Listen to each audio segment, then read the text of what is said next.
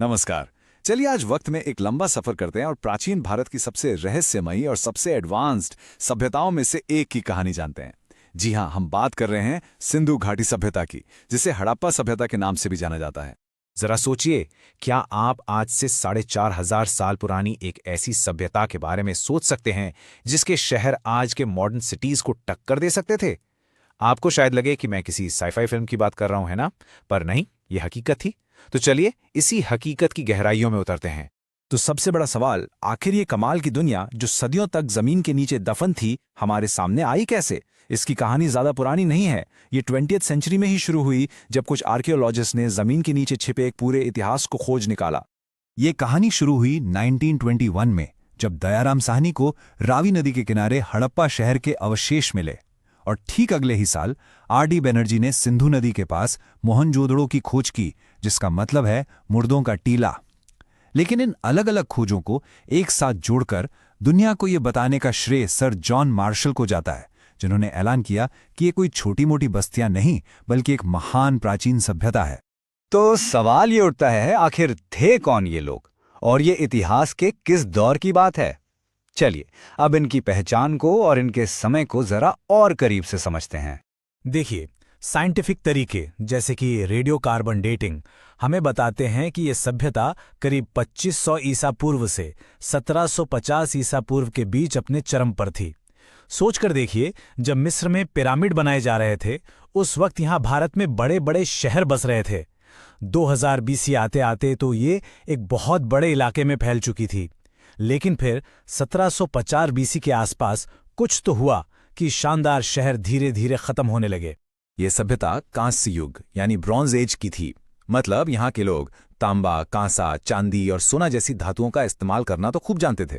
लेकिन सबसे दिलचस्प बात यह है कि वो लोहे के बारे में बिल्कुल नहीं जानते थे, और यही एक चीज उन्हें इतिहास के एक खास दौर में रखती है।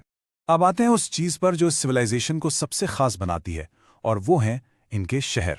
ये सिर्फ बस्तियां नहीं थी, ये तो अर्बन प्लानिंग और इंजीनियरिंग के बेजोड़ नमूने थे, वो भी हजारों साल पहले। जरा इमेजिन कीजिए, ऐसे शहर जहां सड़कें एक दूसरे को एकदम 90 डिग्री के एंगल पर काटती थीं, बिल्कुल एक चेस्ट बोर्ड की तरह। उनके पास ढकी हुई नालियों का एक ऐसा कमाल का ड्रेनेज सिस्टम था जो उस जमाने में कहीं और देखने को नहीं मिलता।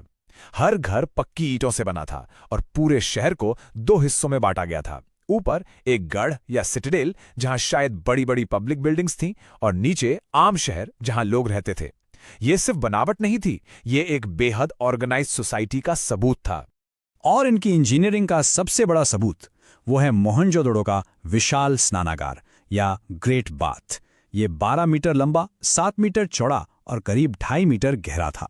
मतलब आज के किसी स्विमिंग पूल जितना बड़ा। माना जाता है कि यह सिर्फ नहाने के लिए नहीं था, बल्कि इसका इस्तेमाल खास धार्मिक मौकों पर होता था, जो बताता है कि उनकी जिंदगी कितनी डिसिप्लिन्ड और ऑर्गेनाइज्ड थी। तो इन कमाल के शहरों में आखिर जिंदगी चलती कैसे थी? वहां के लोग क्या करते थे? चलिए अब उनकी इकोनॉमी, आर्ट और ट्रेड की दुनिया में झांकते हैं। देखिए, इनकी इकोनॉमी की नींव थी खेती। ये लोग गेहूं और जौ तो उगाते थे, पर उन्होंने दुनिया को एक ऐसा तोहफा दिया जो हम आज भी इस्तेमाल करते हैं, कपास। जी हां, ये दुनिया के पहले लोग थे जिन्होंने कॉटन उगाया। इसके अलावा ये मवेशी, भेड़, बकरी से लेके हाथी तक कई जानवर पालते थे, जो इनकी जिंदगी का एक जरूरी हिस्सा थे। उनकी कला का शायद सबसे बेहतरीन नमूना है ये कांस्य की नृत्य करती हुई लड़की। बस सोचिए इसके बारे में।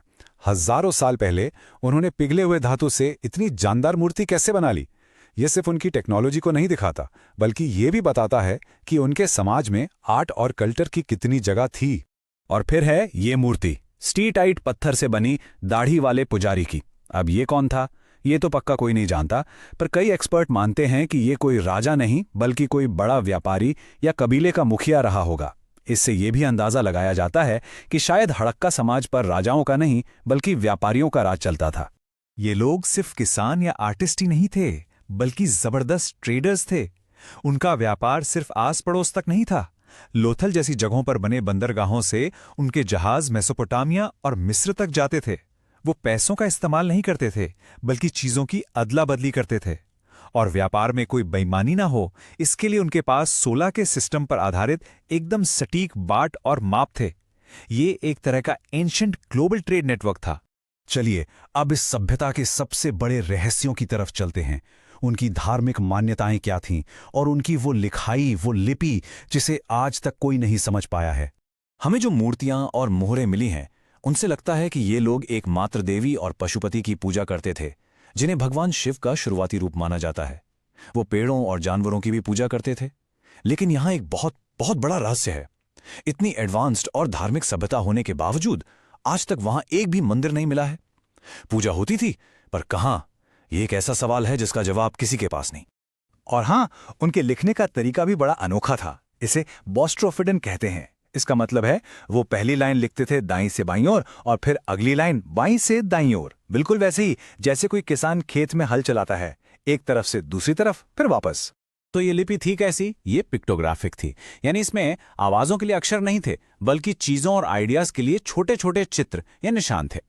अब तक ऐसे करीब 600 अलग अलग निशान पहचाने गए हैं। लेकिन सबसे बड़ी और थोड़ी मायूस करने वाली बात यह है कि आज तक दुनिया का कोई भी एक्सपर्ट इसे पढ़ नहीं पाया है। इन मोहरों पर आखिर लिखा क्या है? किसी का नाम, कोई व्यापार का हिसाब या कोई मंत्र? हम नहीं जानते। ये इतिहास का एक ऐसा बंद दरवाजा है जिसकी चाबी कहीं खो गई है। और ये हमें ले आता है सबसे आखिरी और शायद सबसे बड़े सवाल पर। आखिर इतनी महान सभ्यता का अंत हुआ कैसे? क्यों उनके वो शानदार शहर वीरान हो गए? देखिए, इसके खत्म होने को लेकर कई थ्योरीज हैं, पर कोई एक पक्का जवाब नहीं है। क्या हुआ होगा? क्या कोई भयंकर बाढ़ या भूकंप सब कुछ तबाह कर गया? या फिर शायद नदियों ने अपना रास्ता बदल लिया, जिससे खेती बर्बाद हो गई और लोग चले गए।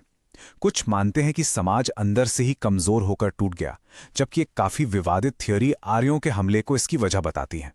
हर थ्योरी के पक्ष में कुछ सबूत हैं, पर सच क्या है, ये आज भी एक बड़ी बहस का मुद्दा है। और यही सोच हमें इस आखिरी सवाल पर छोड़ जाती है। अगर हम कभी हड़प्पा लिपि को पढ़ने में कामयाब हो गए, तो उनके अंत का कौन सा महान रहस्य हमारे सामने आएगा? क्या वो खुद हमें बताएंगे कि उनके साथ क्या हुआ था? क्या उनकी अपनी लिखी कहानी इन सभी थ्योरीज को हमेशा के लिए बदल देगी? ये एक ऐसा सवाल है जो आज भी हमें उस खोई हुई दुनिया के बारे में सोचने पर मजबूर करता है।